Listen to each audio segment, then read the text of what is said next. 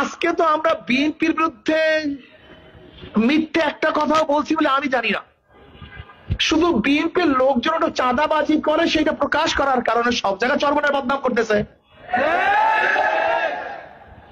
আমরা বলেছি বিএনপির লোকজন চাঁদাবাজি করে, এটা ভিড়ান, এটা ঠিক না। আমরা বলেছি যে দখলদারি করে, আমরা বলেছি বিএনপির লোকজন নিজেরা খুন করে, আমরা বলেছি ছাত্র দলের লোকগুলি ছাত্র দলের লোককে হত্যা করে, আমরা বলেছি ছাত্র দলের লোক যুব দলের লোককে হত্যা করে, আমরা বলেছি ভোলা তজিমুদ্দিনে স্বামীকে বেঁধে রেখে বিএনপির লোকজনগুলি ধর্ষণ করছে, আমরা বলেছি বগুড়া এক বিএনপির লোক মেয়েকে প্রস্তাব দিয়েছে বিবাহ করার জন্য, বাবা রাজি না হওয়ার কারণে মেয়ের সামনে বাবাকে হত্যা করছে। আমরা বলেছি বিএনপির লোকজন চাঁদা না দেওয়ার কারণে যুবককে মার সামনের থেকে তুলে এনে হত্যা করছে। আমরা বলেছি বিএনপির লোকজনের চাঁদাবাজির খবর প্রকাশ করার কারণে সাংবাদিকের মাথা থেতলে দিয়েছে। আমরা দেখেছি বিএনপির লোকজন স্কুলের হেডমাস্টার বা ওস্তাদরা কথা না শোনার কারণে অপদস্থ অপমান করে প্রতিষ্ঠান থেকে নামিয়ে দিয়েছে। আমরা বলেছি যে দেখেন সাদা পাথরগুলি বিএনপির লোকজন সবাইকে নিয়ে খেয়ে ফেলছে। আচ্ছা বলো তো একটা মিথ্যা কথা, যদি মিথ্যা বলুন যে কথাগুলি মিথ্যা, এগুলি সত্য না। আচ্ছা বলেন তো আপনারা গণতন্ত্র গণতন্ত্র বলবেন, গণতন্ত্রের কোন ধারায় কি আছে যে কার সভা বন্ধ করে দিবেন, কার বক্তব্য বন্ধ করে দিবেন, কার অনুষ্ঠান বন্ধ করে দিবেন, কার মত প্রকাশ করতে দিবেন না? আমাকে দেখেন তো যারা জ্ঞানী, গণতন্ত্রের মধ্যে এরকম কোন ধারা আছে কিনা? অথচ আপনারা আজকে অনেক জায়গাতে ইমাম সাহেবের বক্তব্য বন্ধ করে দিচ্ছেন। ইমাম সাহেব বিএনপির বিরুদ্ধে কথা বলে নাই, বলছে চাঁদার বিরুদ্ধে। আচ্ছা চাঁদার বিরুদ্ধে কথা বলে বিএনপির গায়ে লাগবে কেন আমাকে বলেন তো? আজীব ব্যাপার। চাঁদার বিরুদ্ধে বক্তব্য দিলে বিএনপি দেখো ফুসে উঠছে কেন? ভাই আমি তো চাঁদার বিরুদ্ধে কথা বলছি, তোমার বিরুদ্ধে কথা বলি নেই, তা তুমি ফুসছো কেন? তুমি রাগ করতেছো কেন? আমরা দেখেছিলাম জামালপুরে কমিটি গঠন করতে গিয়ে আর এক দলে হরতাল দেখছে, আর এক দলে হরতাল দেখেছে। আপনি দেখেছেন যে বোর্ডের চেয়ারম্যান সাহেবকে কলিজা ছিঁড়ে নেওয়ার হুমকি দেওয়া হয়েছে। আপনারা দেখেছেন ডাক্তার সাহেব একটু সিরিয়াল দিতে দেরি করার কারণে তাকে অ্যাসাল্ট করা হয়েছে, অ্যাসাল্ট করা হয়েছে। এখন এই কথাগুলো যদি কেউ বলে, তাহলে আপনি যদি বলেন বিএনপির বোর্ডের বিরুদ্ধে কথা বললাম না, তো আমার কাজটা কি? স্টেজের কাজটা কি? আমি তো ডেমোক্রেসি শিখছি এইভাবে, আমি যতটুকু পড়াশোনা করে ডেমোক্রেসি শিখছি, গণতন্ত্র শিখছি। আমার কাজটাই হলো বিরোধী দলের স্টেজ থেকে তার বিপক্ষের লোকের সমস্ত কথাগুলিকে, কাজগুলিকে, আদর্শ নীতিকে তুলে ধরা। এইটি আমার স্টেজের কাজ। এখানে আমার কাজটা কি? এই শহরে কেনা কেনা গুন্ডামি করে তা উপস্থাপন করা, কে কে ডাকাতি করে তার নাম প্রকাশ করা, কে কে দুর্নীতি করে তার নাম প্রকাশ করা, অর্থাৎ জনগণকে সচেতন করা।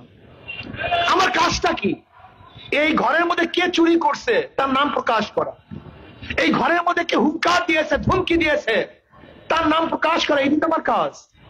আমার কাজটা কি?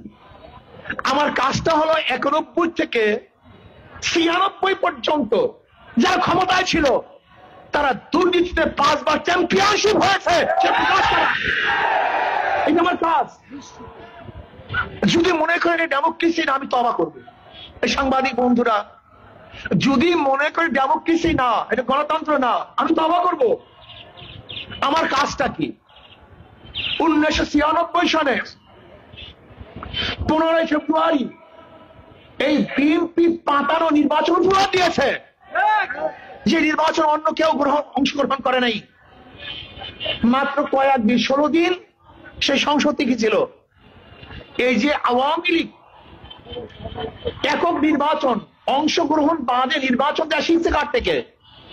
এই বিএনপি থেকে। এই বিএনপি 1996 সনে কাউকে অংশগ্রহণ না করিয়ে এককভাবে নির্বাচন উপহার দিয়েছিল, সেখানে শিখছে কে? আওয়ামী লীগ।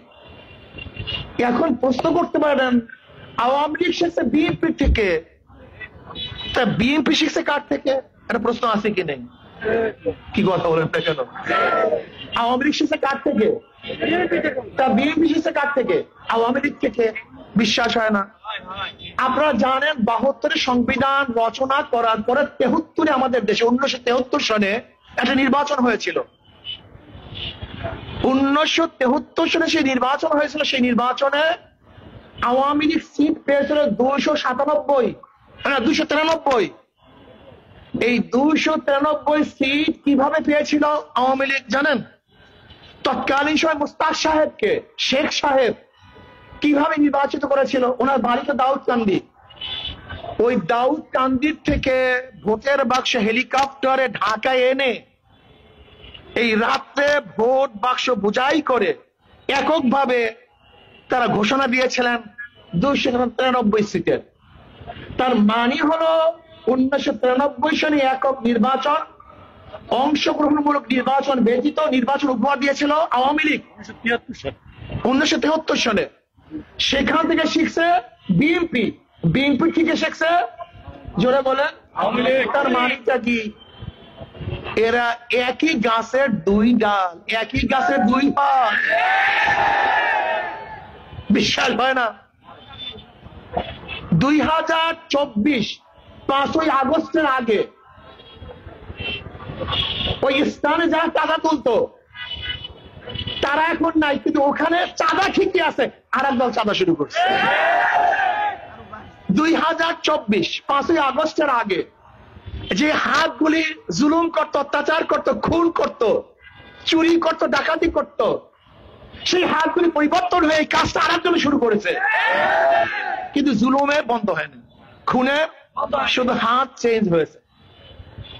আমরা আওয়ামী লীগের সময় বক্তৃতা শুনেছি, মৌলবাদী মৌলবাদী থাকা। জয় সাহেব বক্তব্য দিয়েছেন, মৌলবাদীর উত্থান হচ্ছে, মৌলবাদীকে ঠেকাতে হবে।